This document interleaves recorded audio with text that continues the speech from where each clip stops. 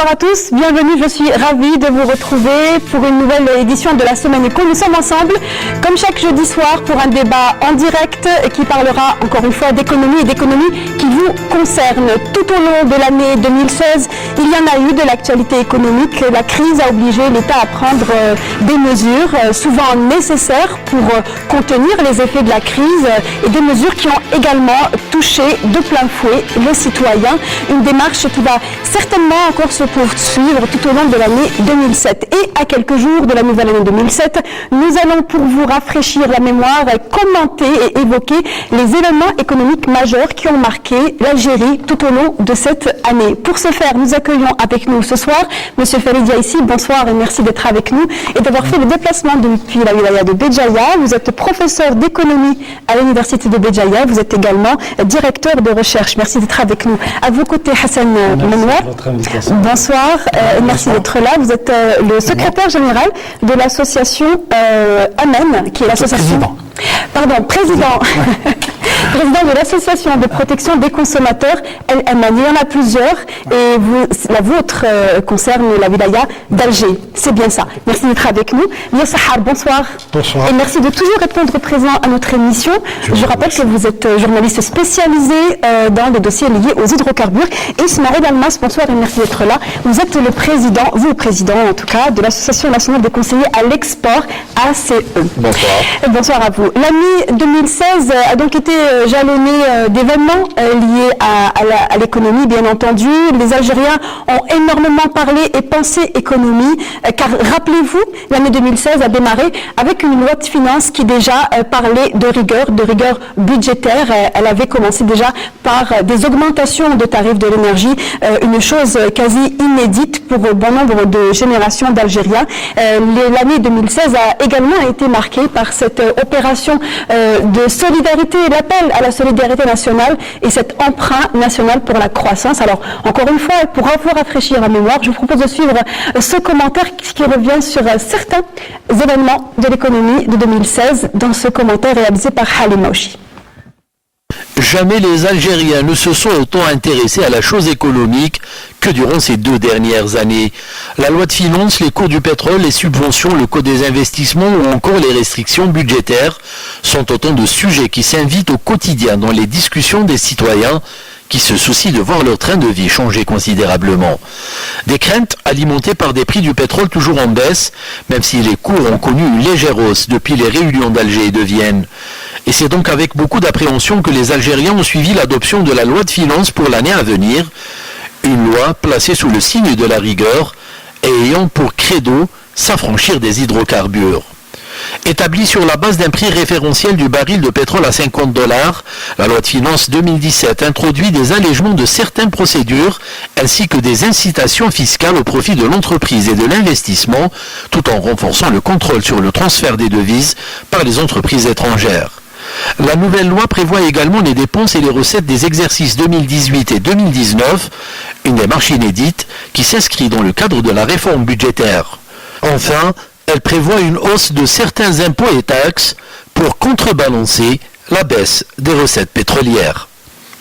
Ayant fait l'objet de débats pendant de longues années, particulièrement depuis la promulgation en 2009 de la règle 5149 régissant l'investissement étranger en Algérie, le Code de l'investissement a été finalement adopté cette année. C'est en effet en juillet dernier que le texte a été approuvé en plein débat sur le nouveau modèle de croissance économique dans l'objectif de lever toute contrainte face à l'acte d'investir. Un code qui présente plusieurs avantages, des avantages communs pour tous les investisseurs éligibles, exonération fiscale et douanière, franchise de TVA. Des avantages supplémentaires au profit des activités privilégiées, industrie, agriculture et tourisme, et des avantages exceptionnels pour les investissements qui présentent un intérêt particulier pour l'économie nationale. Autre fait économique marquant de l'année, l'opération d'emprunt national pour la croissance économique, lancée du 17 avril au 16 octobre 2016, et qui a permis à l'État de collecter 568 milliards de dinars à la clôture de l'opération.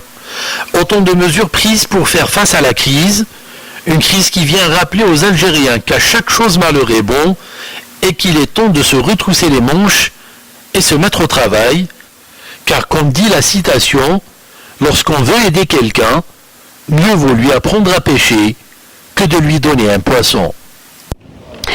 Voici donc un bref round-up de certains événements de l'actualité, ou plutôt de ce qui s'est passé durant l'année 2016 en termes d'événements économiques. La suite viendra plus tard au cours de cette émission, mais on va commencer par ordre chronologique par ce qui est arrivé en début 2016, c'est-à-dire la loi de finances, et une loi de finances qui donc a apporté des augmentations sur les tarifs de l'énergie essentiellement. Et ma question, je la ramène un petit peu à ce que nous vivons à présent, c'est-à-dire à la fin de l'année 2016. Est-ce que ces augmentations n'ont-ils pas eu pour effet en fait secondaire d'influencer sur l'ensemble des prix, puisque c'est finalement ça qui marque le citoyen, une augmentation généralisée de tous les prix. Est-ce que ça a commencé avec ça, selon vous? À commencer par vous, Hassan Mouar. D'accord. D'abord, je commence par dire bonsoir à tous les téléspectateurs. Et puis, je vous remercie beaucoup. Donc, si j'ai d'abord à dire quelque chose sur 2016, c'est que la télévision algérienne a bien collaboré avec nos associations pour sensibiliser, pour communiquer avec les consommateurs. Je reviens vers cette question qui est pertinente. C'est que, d'abord, on manque de communication. C'est-à-dire, on fait beaucoup de choses sur les lois de finances, mais malheureusement, l'information n'arrive pas aux consommateurs. Ce n'est pas tous les consommateurs qui sont comptables ou experts en comptabilité pour comprendre toutes les augmentations, les taxes, tout ce qui est fiscal. Les incidences que peuvent avoir aussi les décisions de concernant l'électricité, c'est vrai, quand on entend parler des décideurs, ils disent que c'est une petite augmentation qui ne va pas influencer, mais à la fin, le producteur qui utilise l'énergie électrique pour produire un produit de consommation, il va répercuter cette augmentation sur le produit final. Et à la fin, c'est le consommateur qui paye. Parce que le commerçant, le producteur ne paie rien en plus, en réalité, parce que l'augmentation, c'est-à-dire lui, il s'en sort toujours avec le même bénéfice, et la répercussion, c'est le consommateur final, nous, les consommateurs tous, qui payons cette différence, cette augmentation. Et c'est la même chose même pour les autres taxes, même on va en parler peut-être après, la TVA et le reste. On parle aussi des carburants. On dit que c'est 2-3 dinars qui ne vont pas influencer sur le consommateur, mais en réalité, le transporteur, il utilise justement cette augmentation pour accentuer son augmentation à lui, il profite. Donc malheureusement, il y a beaucoup de spéculation et beaucoup de profits qui sont engendrés par ces petites augmentations qui viennent à l'origine, mais en finalité, à la fin, le consommateur paye vraiment beaucoup. Et on a senti en 2016, tout le monde a été, je dirais, touché par, c'est-à-dire, c'est pas que les couches, les couches de pauvres, mais même la couche moyenne. Les différentes couches moyennes, puisqu'elles sont nombreuses, les couches moyennes, sont touchées par ces augmentations. Notamment les bas salaires. Et la question aussi, pour nous, médias, a été difficile aussi d'être au milieu d'une problématique qui, d'une part, veut que les consommateurs soient malmenés par des hausses de prix, mais que d'autre part, selon les observateurs, ce sont des décisions qui ne sont pas suffisantes au regard du déficit. Et effectivement, on finit bien l'année avec un déficit. Et là, j'imagine que vous avez un tout autre point de vue. Farid ici. Je vous remercie de votre question. D'abord, je voudrais faire un petit commentaire sur ce qui vient d'être dit. Les augmentations des tarifs de l'énergie ont donc concerné l'électricité, le gaz et les carburants. Ces augmentations avaient un triple objectif. D'abord, réduire les subventions en contexte de crise financière. Ensuite, diminuer la contrebande aux frontières. Et puis faire adopter aux consommateurs de nouveaux comportements. Bien entendu, le consommateur final est touché dans son pouvoir d'achat. Ces augmentations sont insuffisantes au regard de l'ampleur de la crise financière. De l'autre côté, il y a des populations, il y a des couches de population qui sont très touchées par ces augmentations. Je pense aux couches les plus défavorisées ou aux populations du Sud qui consomment beaucoup d'électricité en raison des conditions climatiques. Donc, il y a une problématique effectivement qui est posée. Ces augmentations sont nécessaires. Elles vont continuer, mais elles doivent être progressives et graduelles. Mais de l'autre côté, de mon point de vue, il faudrait qu'il y ait aussi une discrimination positive envers les couches les plus défavorisées. C'est ce qui a été consenti envers la population du Sud, puisqu'elles paieront au moins 35% de ce que vont payer. C'est bien ça, 35% de ce que vont payer les 65%. Moins 65% de ce que vont payer les populations du Nord en termes d'énergie. Oui. Smarel Almas. Bonsoir d'abord. Bismillah. Et, on veut dire, moi je vais aborder la loi de finances avec la situation de crise que nous vivons. Quand vous écoutez les discours de nos responsables, on nous dit, tiens, nous avons un déficit à combler. C'est vrai que les déficits deviennent d'année en année plus importants. Donc, comment combler le vide qu'a laissé la fiscalité pétrolière, puisqu'il y a réduction de la fiscalité pétrolière. Il nous dit, tiens, on doit augmenter via les taxes, etc., et essayer de diversifier l'assiette fiscale. Ok, pour diversifier l'assiette fiscale, il faudrait bien sûr encourager l'investissement, créer plus d'entreprises. Mais en parallèle, il y a la consommation qui est nécessaire, qui est un moteur de croissance.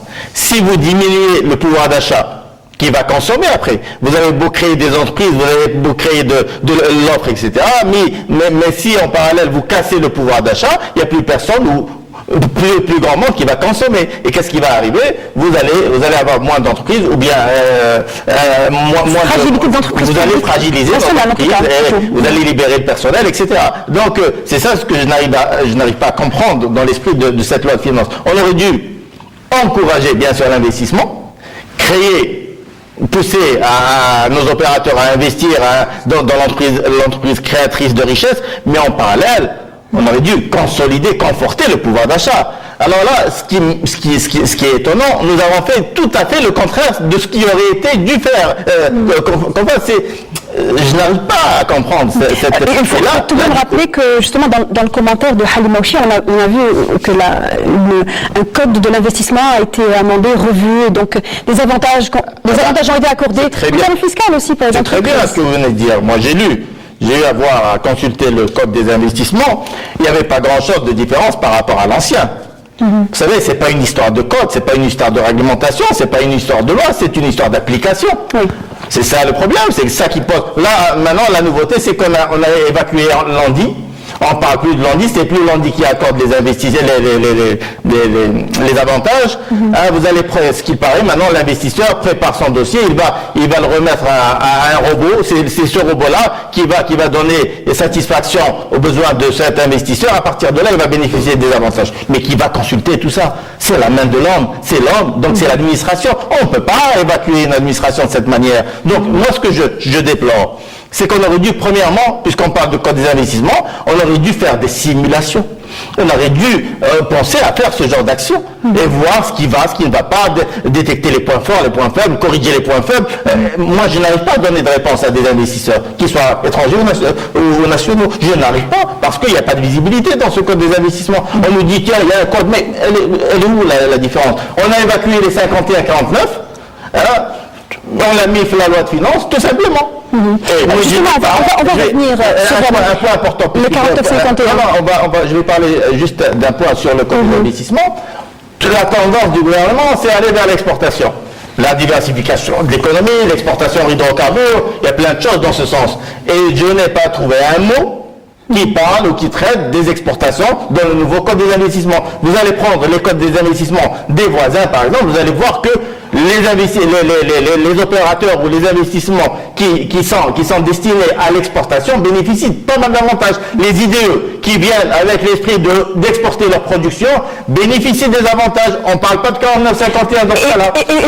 Je sais que c'est l'exportation, c'est votre débat, vous allez plus vite que la musique, mais on va revenir à la question des exportations. Oui, mais l'aspect exportation a été tout de même un dossier important toute cette année 2016. Voilà, et on va y revenir. Mais je voudrais revenir un petit peu en arrière avec vous, les Sahar.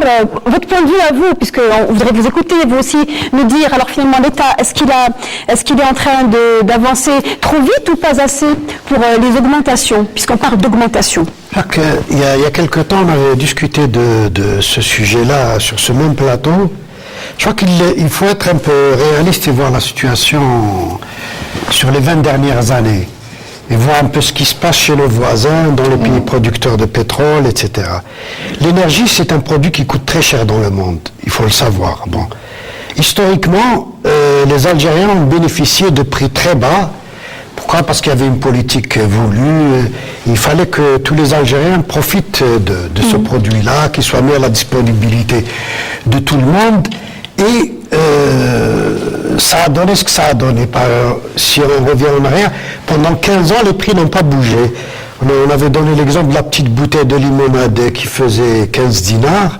Le prix du gasoil, 13 dinars. 15 ans après, la bouteille de limonade fait 45-50 dinars, le prix du gasoil n'a pas bougé. Et je crois que l'erreur a été faite avant, c'est pas maintenant. Je pense, c'est pas pour défendre le gouvernement ni les autorités, je n'ai aucun intérêt pour ça, direct.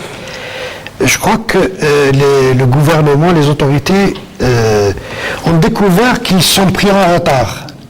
Ils sont pris en retard, alors que dans tous les pays du monde, l'énergie coûte cher et ces prix-là n'auraient jamais dû stagner pendant 15 ans.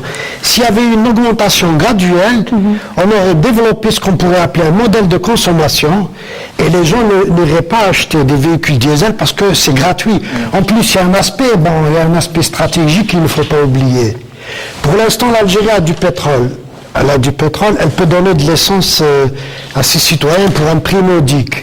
Mais ce pétrole, ce produit-là qu'on brûle, que les gens brûlent à 13 dinars le litre, c'est un produit qui n'est pas renouvelable. C'est ça, le fond du problème, il est là. Il ne faudrait pas... Donc ces augmentations sont nécessaires pour protéger... En réalité, bon, c'est vrai que... C'est vrai que c'est peut-être un peu dur ce que je dis là pour le consommateur, mais pendant 15 ans, le blocage des prix de l'énergie était une mesure populiste. Et c'est dû au système rentier. Il ne faut pas le cacher, on a un système rentier. Et là, bon, le discours commence à changer, mais on ne sait pas ce qui va se passer dans quelques années, parce que on sent qu'il y a du changement. Qu'il y a une prise de conscience. Non, les responsables commencent à estimer qu'on a pris beaucoup de retard, mais il faut juger sur pièce. Je vais donner un exemple. En 2005, il y a eu un lancement d'un avis de manifestation internationale pour Garage Billet, 2005. Ça n'a rien donné. Le gouvernement a lancé le projet 2013. On est toujours au niveau des études. C'est ça, le problème n'est pas dans l'augmentation de 2 dinars, mais il est stratégique. C'est-à-dire que l'Algérie dispose de réserves de pétrole et même de gaz qui ne sont pas renouvelables. Et vendre du gasoil à 13 dinars, c'était de la démagogie. Si vous permettez, Sylvia, c'est qu'on a fait augmenter directement les prix sans préparer le consommateur. Voilà, parce qu'on a mis 15 ans. Parce que, c'est ce que je disais, pendant 15 ans, on n'a rien fait, maintenant on se réveille, on n'a rien fait. Exactement, par rapport au carburant, justement. Si pendant les 20 ans passés, on aurait préparé au moins l'Algérien à utiliser les transports en commun. Voilà, c'est le modèle de consommation. C'est le modèle de consommation. On n'aurait pas ressenti. Parce que qu'est-ce que je ferais avec ma voiture si j'avais le bus ou le métro à côté? Il y a des familles qui ont 10 voitures, il y a des familles qui ont 10 voitures. On n'a pas encouragé pendant ces années passées les énergies renouvelables. L'énergie solaire, qu'on a beaucoup. Hassan Mour, justement, vous posez tous les deux la prochaine question, c'est qu'aujourd'hui, force est de croire que l'État est tout de même est en tenaille entre une situation qui est nécessaire d'une part, mais aussi dans une position où les citoyens ou les Algériens pourraient mal réagir. Et de ce fait, que pensez-vous je voudrais dire une chose justement. L'État, le problème, c'est que l'État est condamné à augmenter les prix parce qu'il n'a plus les moyens de soutenir ces prix. C'est-à-dire, on peut dire, si quelqu'un a un salaire de 50 000 dinars, du jour au lendemain, son salaire baisse à 25 000 dinars, il ne va pas acheter de la banane. Non, si je peux me permettre, c'est vrai que aujourd'hui, je vois qu'il y a quand même une prise de conscience du gouvernement. Là, on commence à corriger un peu le discours. Mais le discours ne reste pas objectif. Là, j'ai entendu hier le Premier ministre parler de la situation. C'est vrai que c'était intéressant, etc. Mais j'avais l'impression qu'il parlait de l'économie à l'Allemagne ou d'un autre pays, mais pas celle de l'Algérie. Je suis désolé. Et il faut qu'il descende vraiment au marché. Il va se rendre compte que les prix ont flambé. Les choses ne sont pas ce qu'il croit. Ça va très mal. Quand il dit qu'en 2013, on avait plus de 190 milliards de réserves de dollars de réserve et on termine l'année 2016 avec 114 milliards de dollars, je crois qu'il y a un grand problème là. On a consommé 85 milliards de dollars pour corriger les déficits. Ce n'est pas le citoyen qui a creusé ce déficit. Il n'a pas parlé du fonds de régulation qu'on a consommé aussi. Donc la situation quand même, elle est dramatique. Le fonds de régulation qui va permettre justement d'éponger le déficit de 2016. Bah oui, et là, il reste environ 17 milliards de dinars. Exactement. Sur les 11 mois de novembre de 2016, nous avons enregistré plus de 17 milliards de dollars de déficit. Sur la balance des paiements seulement, hein, pardon, hors service. Hein. Exactement, hors service. Les services, c'est à peu près 7 ou 8 milliards de dollars, plus les transferts des dividendes des entreprises étrangères. On va se retrouver avec 30 milliards de dollars de déficit d'ici la fin de l'année. Je crois que c'est important. Moi, la question que je voudrais te poser, c'est la réaction des citoyens. Encore une fois, on revient aux citoyens, puisque c'est d'eux dont il s'agit finalement. Et on parle éventuellement, hein, ce n'est pas encore confirmé, mais beaucoup de commerçants parlent d'un mouvement de grève, assimilation de ce qui s'est passé dans la ville Tizi Ouzou à Alger à partir du 2.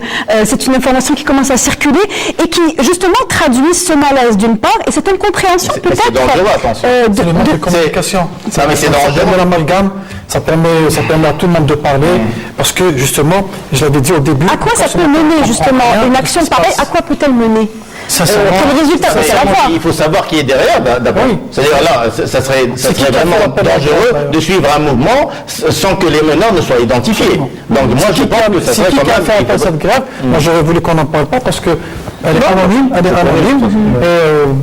on ne sait pas qui est-ce qui a lancé cet appel. Peut-être que c'est juste une rumeur. Donc, moi, je profite pour rappeler aux citoyens algériens, les consommateurs, donc on ne va pas paniquer, les faits sont là, c'est une crise. C'est vrai que ce n'est pas nous qui l'avons créé. Nous, en tant qu'associés, on n'a pas été consultés, ni pour l'élaboration de la loi de finances, ni pour autre chose. On est obligé maintenant d'assumer, on va payer nos poches. Mais ça va aussi nous permettre, donc ce qui est positif, donc pour positiver un petit peu baisser la tension de M. Smaïl, c'est on doit positiver parce qu'on doit changer nos comportements. Donc au moins on doit apprendre. Et c'est possible de s'adapter. Beaucoup de pays ont traversé la crise et beaucoup de pays ont vu justement leurs citoyens par instinct, on va dire, pouvoir s'adapter et changer leur modèle de consommation. C'est possible, on est capable.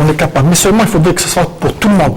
Il ne faudrait pas que le consommateur soit touché alors qu'on voit certains projets ou certaines grosses dépenses se faire comme ça sur le dos du consommateur. Ça, c'est pas normal. Ça, le consommateur ne va pas l'accepter. Quand on parle d'une crise, ok, c'est une crise. Mais par exemple, moi, je vois sur un projet une délégation de Wilaya, un Wali qui se déplace sur un chantier avec 20 à 30 voitures, avec tous les membres de l'exécutif et de la sécurité pendant une journée. C'est pas de la rigueur. C'est pas de la rigueur. Voilà. En fait, si vous permettez, pour recentrer un petit peu le débat et pour aller un peu dans le même sens que l'IS Sahar, pour comprendre ce qui nous arrive aujourd'hui, c'est que l'Algérie a vécu pendant des années sur une illusion de richesse.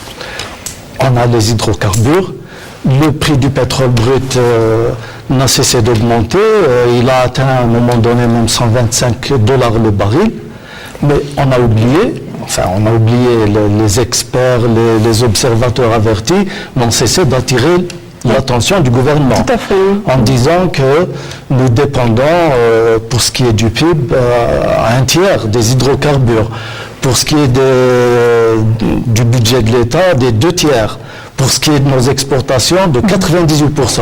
Donc attention, s'il y a un retournement de situation, la crise sera dure, sera très difficile. Donc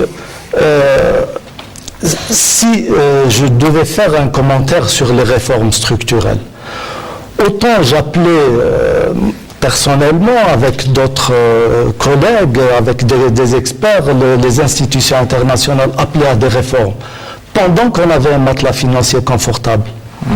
À ce moment-là, les réformes structurelles passeraient comme une lettre à la poste, parce qu'avec l'argent que nous avions, ça aurait amorti un petit peu les chocs sur la page. Voilà. Maintenant, la chose aurait été acceptée plus facilement, puisque là, on parle bien d'acceptation. Ça aurait été une stratégie. Donc là, en fait, ça c'est pour dire que la crise n'a pas été anticipée, malgré les alertes. Oui. Maintenant, on est au pied du mur. Et il faut réagir. Il faut réagir Alors, parce que si vous permettez. Allez-y. Une crise financière, si elle n'est pas gérée correctement, elle se transforme toujours en crise économique. Et par la suite, la crise économique se transforme en crise sociale. Ensuite, la crise sociale va se transformer en crise politique et la crise politique en crise sécuritaire. Maintenant, il faut agir et il faut agir vite. Mais dans le même temps, donc, moi, aujourd'hui, je n'appellerai pas à des réformes brutales. Il faut des réformes graduelles, progressives, et penser toujours à amortir les chocs sociaux. Et justement, en parlant de décisions ou de mesures, Oui. puisqu'on parle de la rétrospective, je rappelle, de l'année 2016, il a été clairement perçu qu'il y avait une tension sur la devise, sur les réserves en devise liées à l'Algérie. L'État a mis en place un certain nombre de mesures pour se protéger et protéger sa manne en devise. Et donc, la crise financière aidant, parmi les mesures qui ont été engagées, un appel à l'emprunt national pour renflouer. Dans un premier temps, ça a été annoncé, rappelez-vous, pour financer des projets de croissance. Quelle lecture faites-vous 6 mois après donc, de cette opération d'emprunt national pour la croissance? Oui, si vous voulez que j'en parle. À vrai dire, j'ai évoqué le sujet depuis quelque temps. Même au début de l'opération. J'avais dit que la réussite d'une opération pareille nécessitait des conditions. Parmi les conditions, c'est 1, la confiance, et 2, un projet bien identifié, bien défini. Si vous vous rappelez, l'ancien ministre des Finances avait parlé d'emprunts obligataires pour financer des projets structurants. Exactement, des projets d'entreprise et je ne sais pas quoi. Qui n'avait pas été identifié précisément à l'époque. Déjà, c'était flou, mais bon, c'était dans le but d'investir. Mais j'ai été surpris d'entendre le nouveau ministre des Finances parler de succès de l'opération avec une collecte de l'équivalent de 6 milliards de dollars, je crois, mais destiné à combler le déficit budgétaire. Donc là, vous voyez un peu exactement, il y a un décalage terrible, et cette cagnotte a été alimentée exclusivement par les institutions d'État, les banques et les assurances, etc. Nécessaire, mais un argent nécessaire. On parle du trésor public, Almas. Le trésor public qui sert à alimenter le budget de fonctionnement et le budget d'équipement. C'est pour les Algériens aussi. Mais pas à combler des déficits. Alors qu'au départ, c'était pour des projets d'investissement, etc. Donc vous voyez, et le résultat, c'est que maintenant, les banques se retrouvent sans liquidité, on est obligé de recapitaliser nos banques. Oui, moi je voulais tout à l'heure, j'ai oublié de rappeler. On a parlé de l'augmentation des prix de l'énergie. Il ne faut pas oublier que l'augmentation des prix de tous les produits qu'on a vécu en 2016 est due essentiellement à la dévaluation indirecte du dinar. Le dinar a glissé. Pourquoi? Parce qu'il y a un système qui est permis par le FMI. Ce système-là donne un peu l'autorisation à la Banque centrale de laisser glisser la monnaie. On avait en 2014 un dollar à 78 dinars, il est à 110, je crois, 112. 108. Donc il y a une dévaluation indirecte de la monnaie qui ne dit pas son nom, qui se répercute sur les prix. Pourquoi elle se répercute sur les prix? Parce qu'on importe tout, c'est ça. Quand on tourne, on revient au fond du problème. Vous êtes en train de découdre le débat. L'emprunt national. Oui, justement, j'arrive à l'emprunt national. Oui. Pourquoi on ne passe pas le fil? Et l'année a été longue. Quand je dis qu'on importe tout, c'est un problème de fond. C'est-à-dire que le système a fonctionné comme quelque chose, comme vous savez, quand dans les matchs de foot, on dit qu'un entraîneur installe un bus pour empêcher notre équipe de jouer au football et de marquer. Le système a installé un bus qui est le conteneur. Et ce conteneur a empêché l'Algérie de se développer depuis une vingtaine d'années. Et là, c'est la vie. C'est-à-dire qu'il y a un lobby des importateurs qui est très puissant. On l'a vu comment même le gouvernement ne sait pratiquement pas quoi faire avec. Il a bloqué le développement du pays. Pour revenir à l'emprunt, c'est pas l'utilisation des 4 et quelques milliards de dollars qu'il faut discuter. C'est pourquoi la somme qui a été collecté n'est pas important. Pourquoi les citoyens C'est important. À quoi elle a été utilisée? Non, quand on dit qu'il y a des... 6 milliards, l'équivalent de 6 milliards. Non, quand on dit qu'il y a de l'argent fou qui... c'est minime. Pourquoi Vous voulez dire, on regarde de l'argent qui est sur la sphère informelle. Eh ben, vous savez ce qui se passe depuis quelque temps? De simples citoyens, à la limite de l'analphabétisme, hein, ils vont au marché noir acheter de l'euro et le garder chez eux. Voilà un comportement économique. Pourquoi? Parce qu'ils savent que c'est un investissement, en plus de l'investissement sur la pierre, tout le monde sait que l'immobilier, et là, pourquoi ils ne donnent pas, ils ne participent pas à l'emprunt? 5%, c'est rien du tout. Quand on voit l'inflation et la déstabilisation, non, il n'y a pas que la confiance, c'est-à-dire qu'il y a déjà, ben, je ne sais pas, moi si j'avais de l'argent, j'aurais aimé, mais 5%, qu'est-ce que ça ramène quoi à 5%? C'est rien du tout. Par rapport à l'inflation. Par rapport à l'inflation, par rapport aux autres niches qui peuvent rapporter. C'est ça l'économie. Et je dirais deux mots. Je vais dire deux mots à Hassan, je ne suis pas hyper tendu, donc j'ai pas de problème de tension.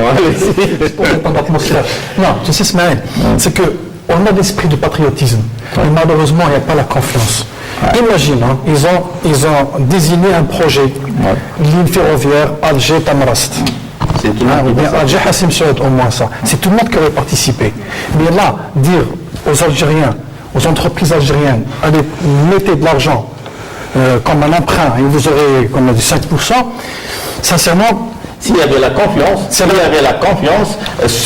5%, les gens vont adhérer sans les 5% sans intérêt. Mais comme il n'y a pas de confiance. Mais rappelons, je vais vous donner la parole à M. Faïdia ici, mais rappelons quand même que l'État a donné quand même des facilitations. L'épargnant pouvait récupérer son argent quelques mois après l'avoir placé. Hein. Pourcentage de rapport. Oui, la rémunération. Oui, non, mais ce que je veux dire, il n'a pas fait ce qu'il a pu, mais il a fait ce qu'il a pu. Faible par rapport à l'environnement Restez sur économique. votre question. Donc sur l'emprunt national. Il faut d'abord rappeler qu'il y a eu une tentative en 2015 pour collecter les fonds de l'informel, donc avec le dispositif de mise en conformité fiscale volontaire, qui a été, disons-le, un échec. On va dire l'opération 7%. Comme ça, les gens vont tout de suite comprendre de quoi il s'agit. Ça va baisser, hein. L'opération qui consistait à bancariser en fait l'argent de l'informel. En fait, on a voulu bancariser l'argent de l'informel, mais il y avait une disposition qui obligeait les gens qui allaient ramener leur argent à dire d'où venait leur argent, donc à justifier l'origine de leurs avoirs. de ces fonds. Voilà. Ça d'une part. D'autre part, il y a les 7% d'imposition. Le problème n'est pas uniquement dans ces deux dispositions. Si je fais un parallèle avec d'autres pays qui ont amélioré considérablement leur climat des affaires, eh bien, ces pays, ils ont réduit aussi leur secteur informel. Il s'est réduit de lui-même.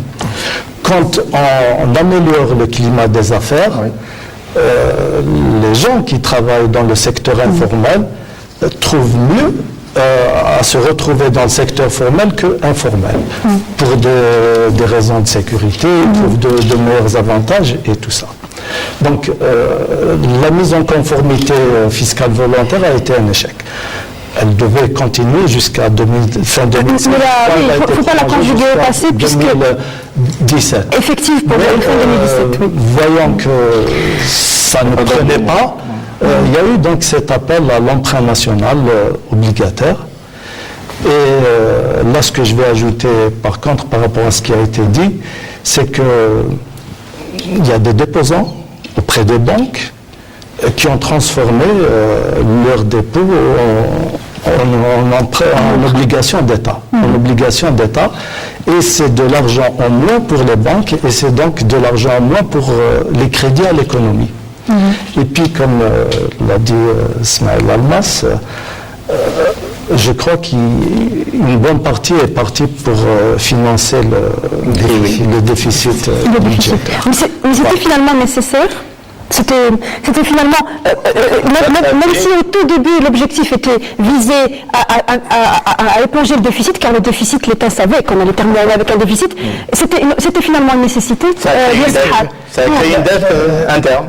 Pardon, l'opération en elle-même, elle est noble, le gouvernement a bien réagi en lançant l'emprunt. Mais l'environnement, la situation, le fait qu'il y ait une économie informelle, le fait qu'il y ait d'autres niches de rapport, a fait que ça ne donne pas. Moi, je vais vous donner un exemple. On parlait de confiance tout à l'heure.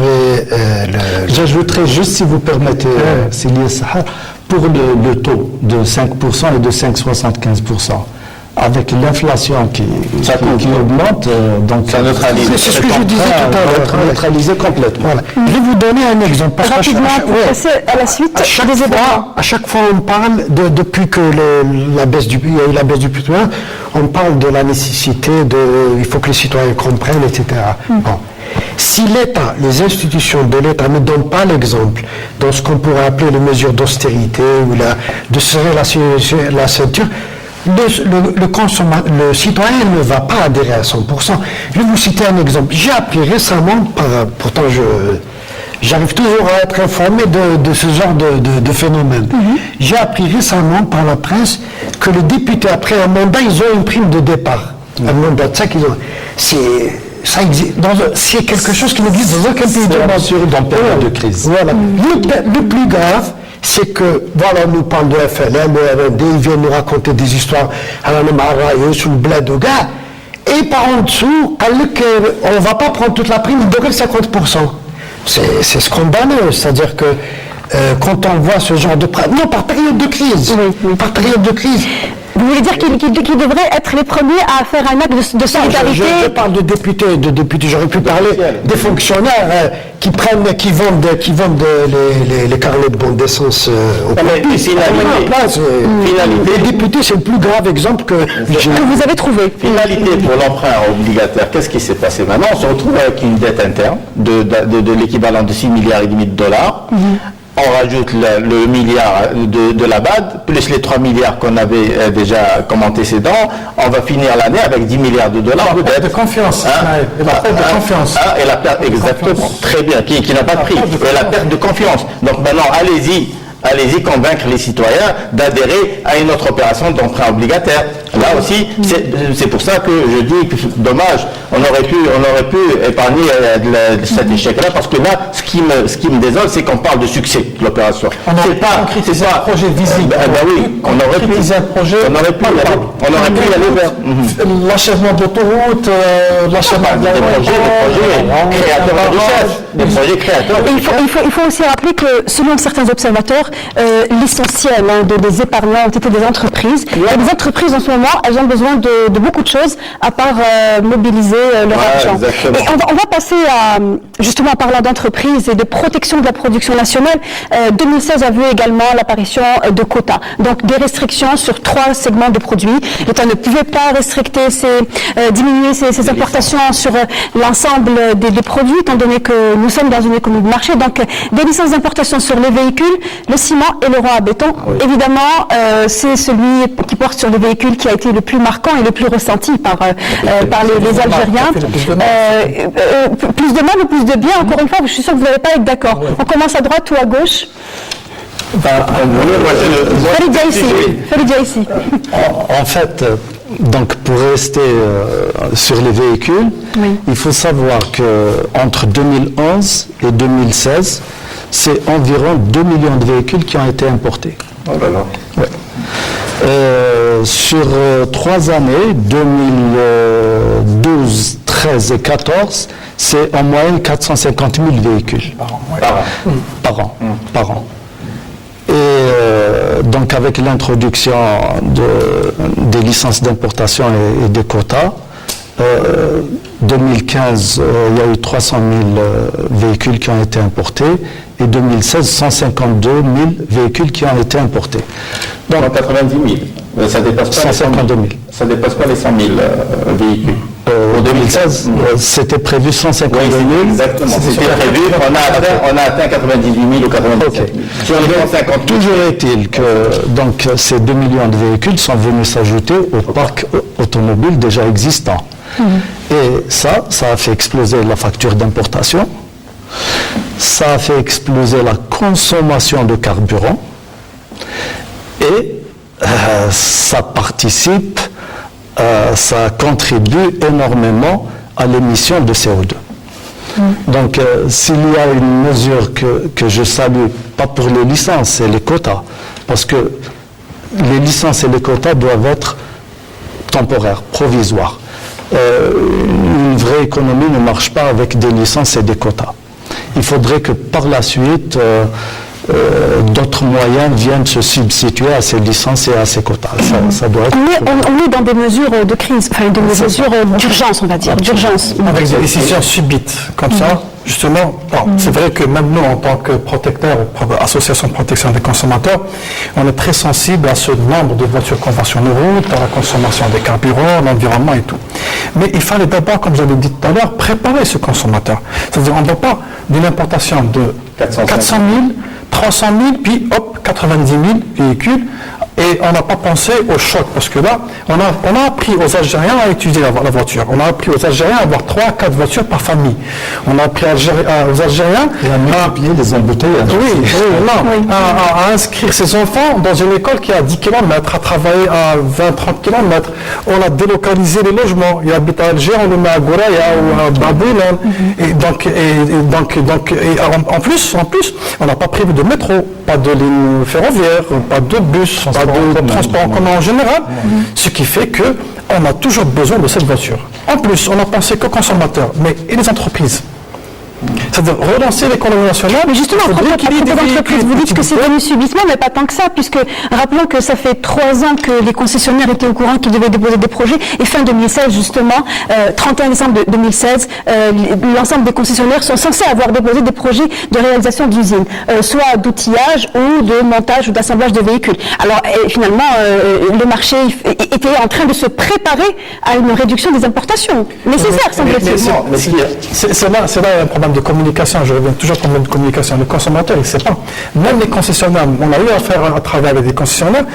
Pour eux, s'il y avait toujours des prolongations de délai, ils ne savaient pas. Dans la fin d'année, il va y avoir du nouveau. Personne n'avait compris. Peut-être prolongation de délai. Presque beaucoup compté sur ça. Et puis, produire quoi? Des entreprises ont déposé des dossiers pour avoir des terrains. Il n'y en a pas eu. Des licences d'investissement, il n'y en a pas eu.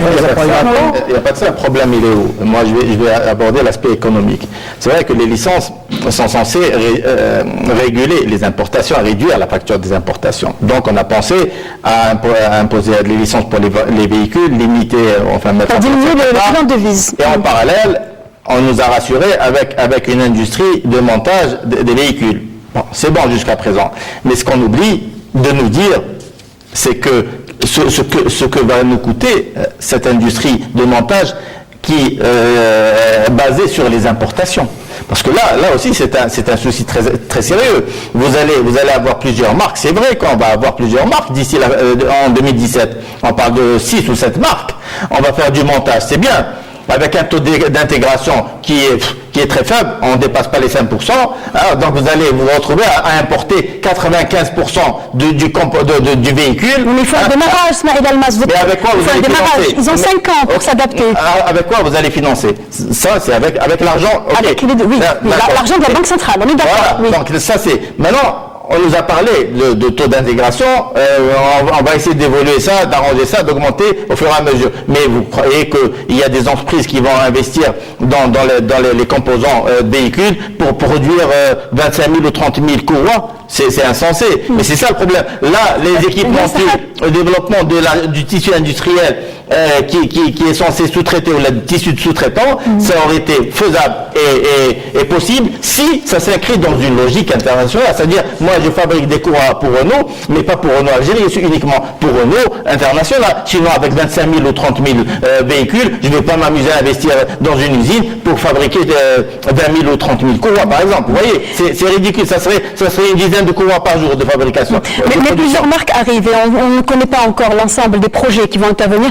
Le ministère de l'Industrie et des Mines va certainement communiquer là-dessus. On m'a posé... Avant de passer à la partie pétrole... Je vais m'expliquer sur ça aussi. On nous a parlé de cela. On nous a dit, tiens, mais ce qu'il y a, c'est que vous avez déjà un contrat à référence. Maintenant, si Peugeot ou d'autres marques vont venir négocier en Algérie, ils vont s'appuyer sur le contrat de Renault pour s'implanter. Mais c'est ça le drame. Comme le contrat de Renault est vide, on va se retrouver avec des scénarios similaires et une production destinée au marché national, alors que l'idéal aurait été de consacrer 80%. Je doute, Ismaël Almas, que l'État puisse faire les concessions qu'il a faites pour Renault, qui puisse les reproduire avec d'autres producteurs. Ça me rassure. Ça m'étonnerait, de mon avis, de mon humble avis. En quelques mots. On parle de concessionnaires. Je crois que c'est l'un des lobbies les plus puissants d'Algérie. Il faut toujours revenir aux aspects de fond.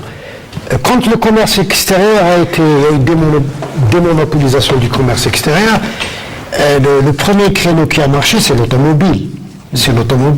Et derrière l'automobile, derrière ces concessionnaires qu'on voit à longueur de journée à un moment donné parler, se plaindre, etc., il y a de grands États, il y a de grands groupes industriels qui construisent des véhicules. Même le FMI, je me rappelle, il y a un directeur du FMI qui avait fait une déclaration sur l'Algérie pour défendre les importations de véhicules. Il a dit qu'il n'était pas question de revenir. Et là, l'État algérien était faible. Pourquoi? Parce qu'une fois qu'il a démonopolisé le commerce extérieur, il n'y a pas eu de stratégie de développement économique. Ce qui fait que l'Algérie s'est retrouvée livrée aux constructeurs automobiles. Et pour eux, je me rappelle, le début les premières négociations sur l'industrie automobile avaient démarré début 2000. Mais les constructeurs, quand le ministre algérien se présentait, ils le regardaient de haut. Pourquoi? Parce que les Algériens aiment importer. Pourquoi ils vont construire de haut? Juste à côté, le Maroc offrait ce qu'on pourrait appeler le système offshore. Et c'est ce que le gouvernement a refusé, c'est-à-dire de donner le mécanisme offshore aux constructeurs automobiles, ce qui fait qu'on se retrouve devant ces situations.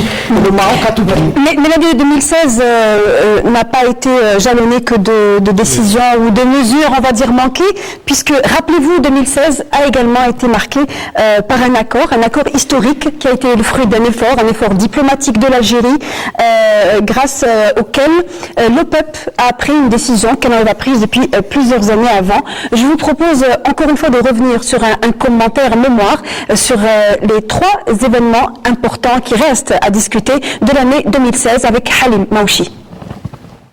Alors que le ciel de l'or noir continuait de s'assombrir durant 2016, la réunion de l'OPEP à Alger a certainement été une belle éclaircie.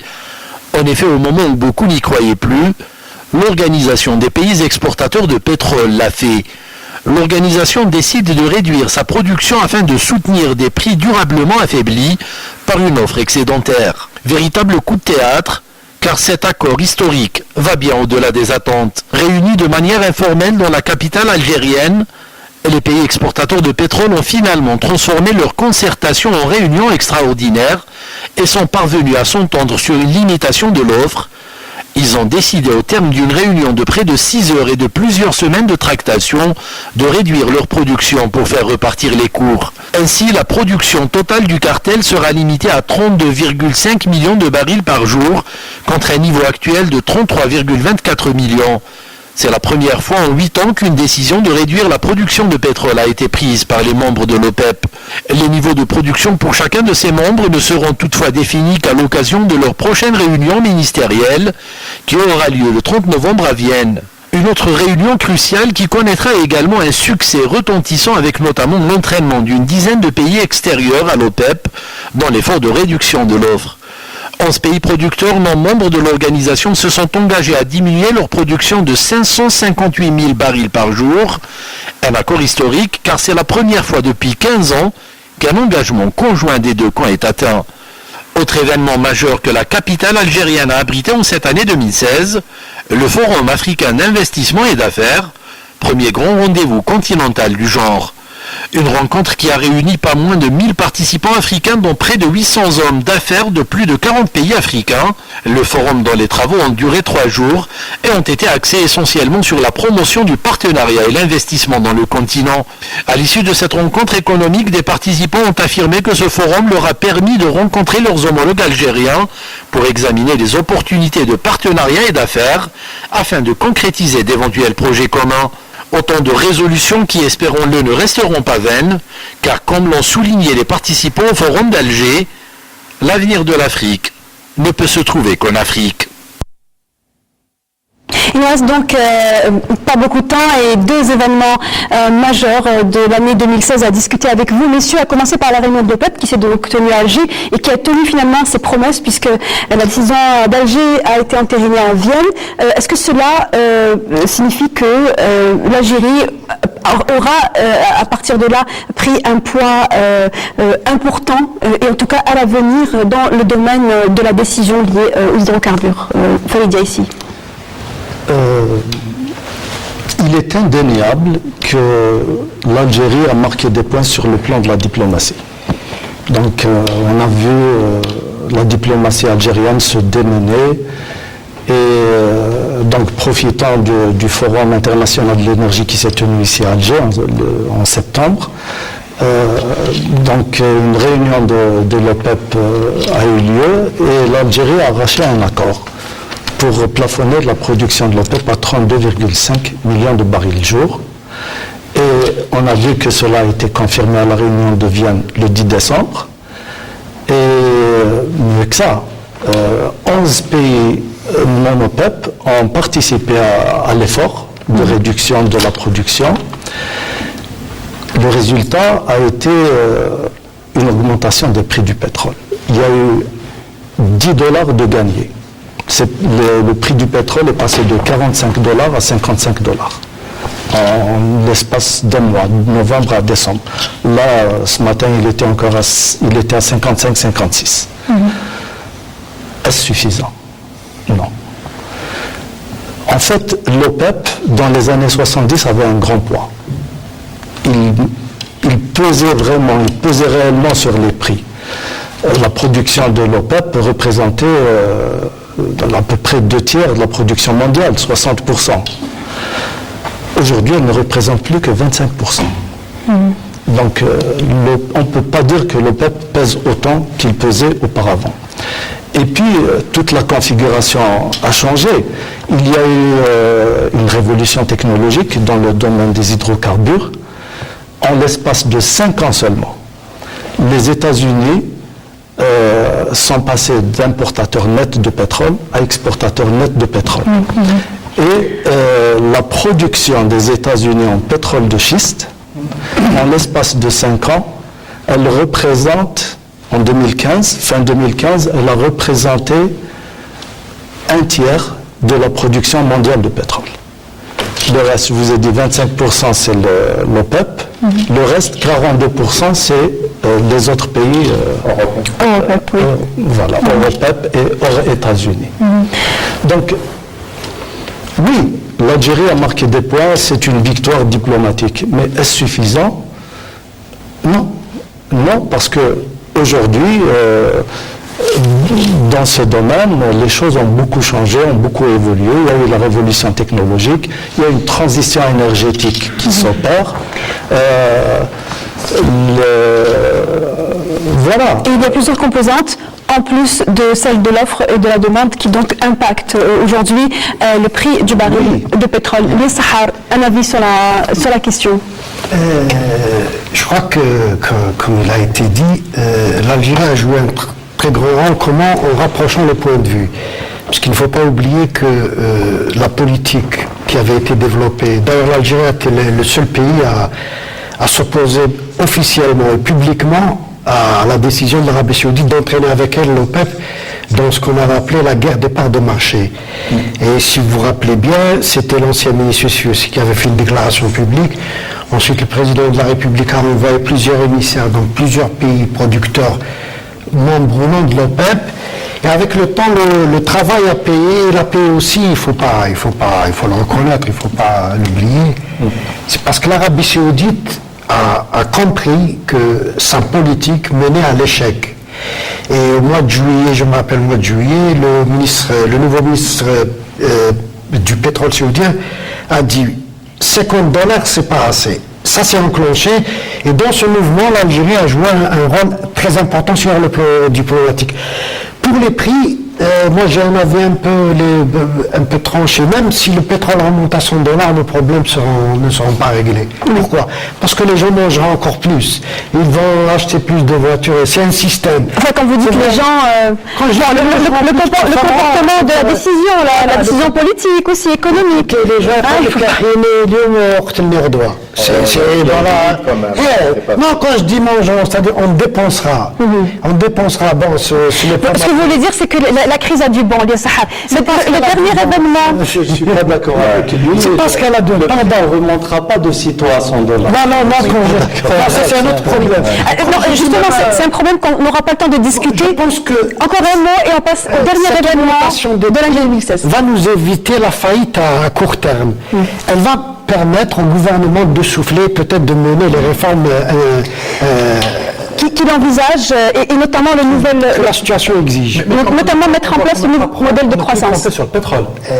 Je crois que c'est le moment jamais pour apprendre à compter sur le pétrole. Justement, en parlant de compter sur autre chose, il est question aussi, il a été question tout au long de l'année 2016, rappelons-le aussi, de l'investissement, de se tourner vers l'Afrique. L'Algérie a pris a évoqué l'économie en tout cas, a évoqué cette question, celle d'investir et d'exporter en Afrique, que le marché africain était un marché plus proche et plus compatible aussi avec la production algérienne. Et l'année 2016 a été clôturée par un événement qui a été très longtemps préparé, pendant près d'1 an et demi, qui est celui du Forum africain pour les affaires et l'investissement. Aujourd'hui, est-ce qu'on peut dire que l'Algérie a encore du temps pour aller vers l'Afrique, pour investir et exporter aussi? Déjà, cette tendance a été très mal l'approche a été complètement ratée.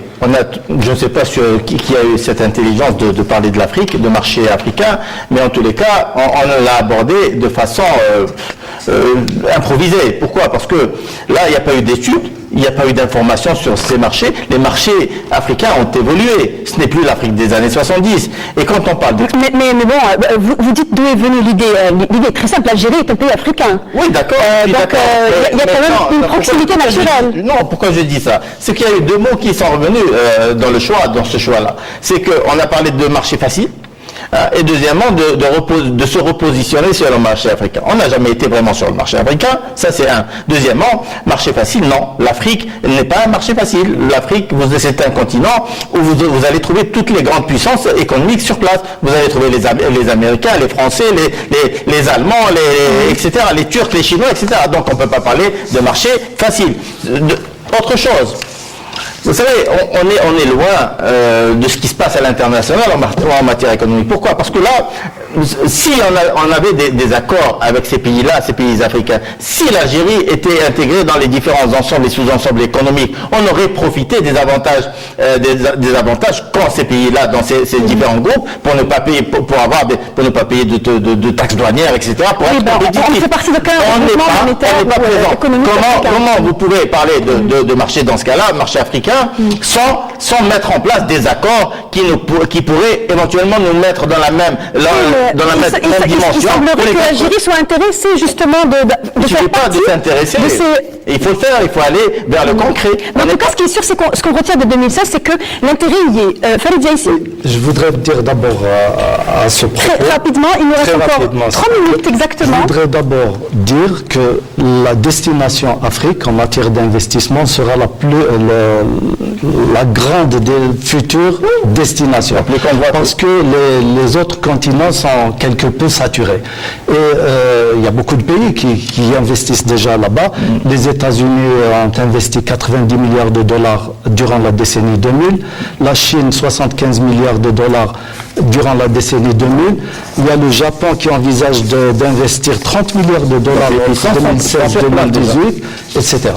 Mais pour revenir à cette histoire de forum algéro, je crois que l'idée est venue du blocage de la règle 51-49. Et le forum algéro-italien, algéro-français, algéro-turc, algéro-américain et aujourd'hui algéro-africain, c'est venu un peu pour contourner cette règle qui est bloquante. Donc on réunit les investisseurs et les hommes d'affaires, on les confronte avec les investisseurs algériens et on essaie de faire des affaires avec. Mais personnellement, je dis ces forums sont nécessaires, mais ils ne sont pas suffisants. J'ai eu à le constater une fois, j'ai eu moi-même à participer à la préparation d'un forum. Et avant la tenue du forum, on demande donc aux hommes d'affaires et aux investisseurs potentiels de se présenter et de dire ce qu'ils souhaitent faire en Algérie. Eh bien, la plupart des entreprises de ce pays que j'ai eu à contribuer dans sa préparation, ils disent nous cherchons un distributeur en Algérie pour nos produits. Oui.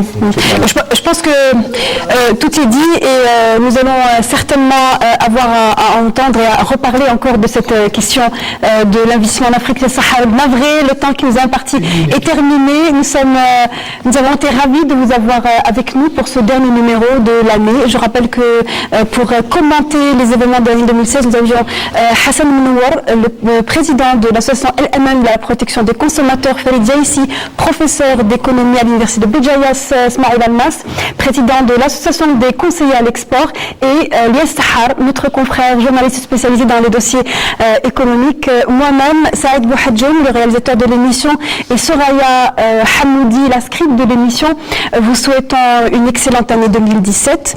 L'ensemble de l'équipe de réalisation de cette émission du Studio 1 vous salue, vous souhaite une bonne année et nous vous les remercions également pour la qualité de l'image qu'ils ont veillé à donner pour vous chaque jeudi soir pour cette émission.